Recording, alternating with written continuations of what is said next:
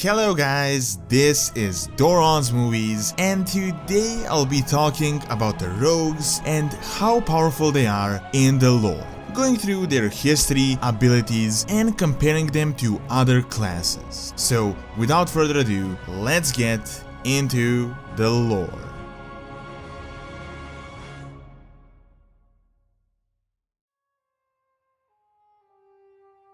Much like the warriors, the rogues are one of the most vague classes in the game.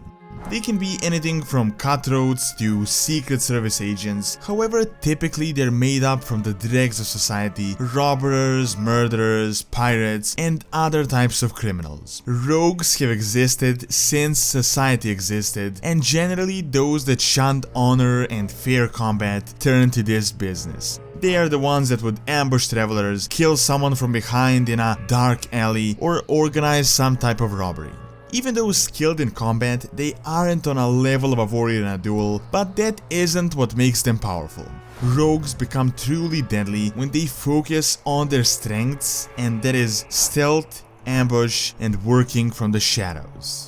Of course, not all rogues are criminals, and in fact some of them are the complete opposite. For example, the SI7 is one of the most elite organizations consisting primarily of rogues. They work for Stormwind and the Vryn dynasty and are involved in many missions of serious risk and danger. In fact, almost every race has their own rogue organization meant for high-level threats and preserving security. The Shattered Hand is the Horde equivalent, the Orc equivalent of the SI7, mainly built up from the orcs of the former Shattered Hand clan.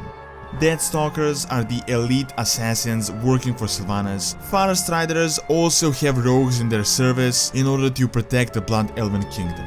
Night Elves have some variation of the rogues known as the Wardens, used as a special police force. So overall, rogues definitely are much more than just petty criminals.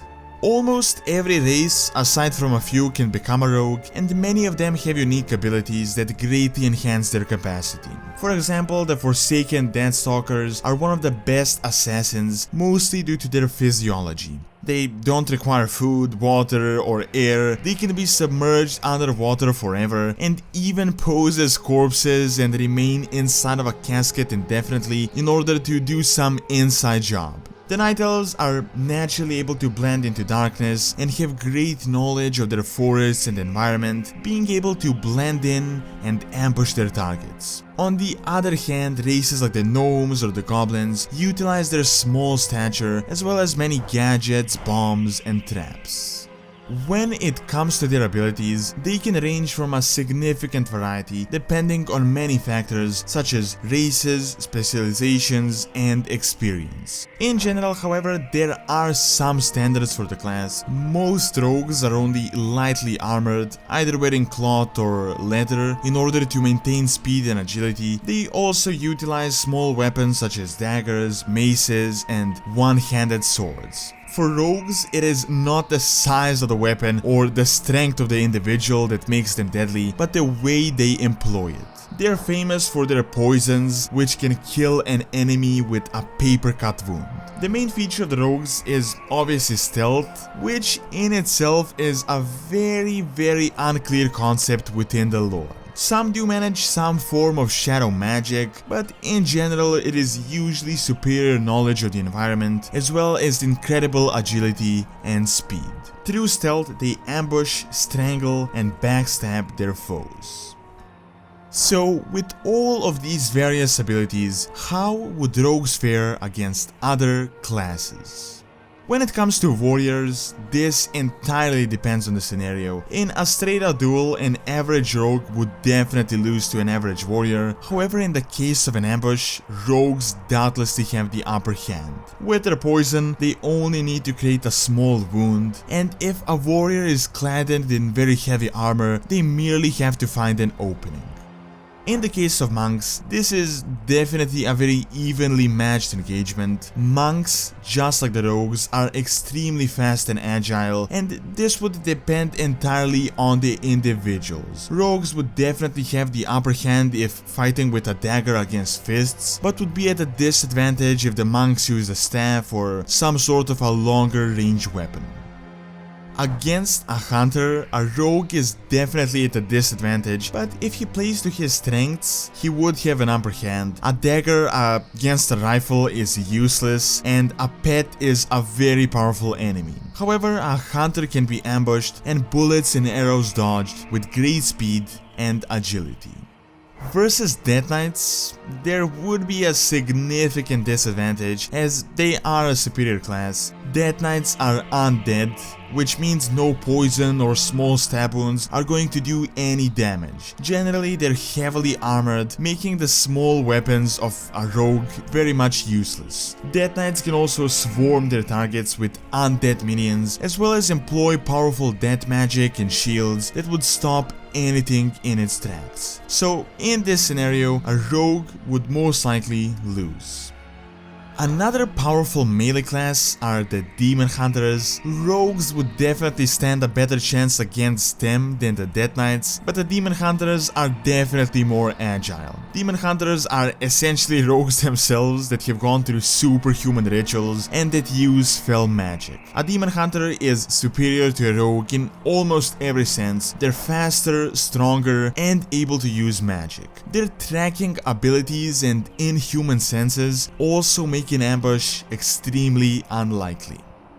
When it comes to druids and shamans, it is as is with almost all spellcasters. Of course, the rogues have an advantage in an ambush, but any magic is more powerful than their regular abilities. Generally, the spells of a shaman are slow, which means that a rogue might be able to interrupt them and break the distance. However, in the case of a druid, there is shape-shifting involved. This means that a druid could just turn into a bird and fly away, or into a bear that would not be so easily stopped by a dagger. Still, these two classes possess significant advantages in battle.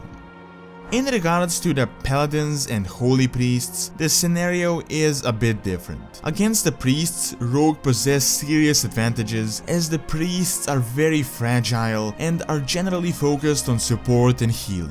Priests also wear cloth, which is extremely susceptible to the small but deadly weapons wielded by the rogues. However, in the case of the paladins, this is a completely different scenario. Not only do paladins wear heavy armor, but they're also able to cast shields of light, blocking incoming attacks. This scenario would be more similar to a warrior versus rogue, although the light does give a significant advantage against poisons, bombs, and throwable weapons.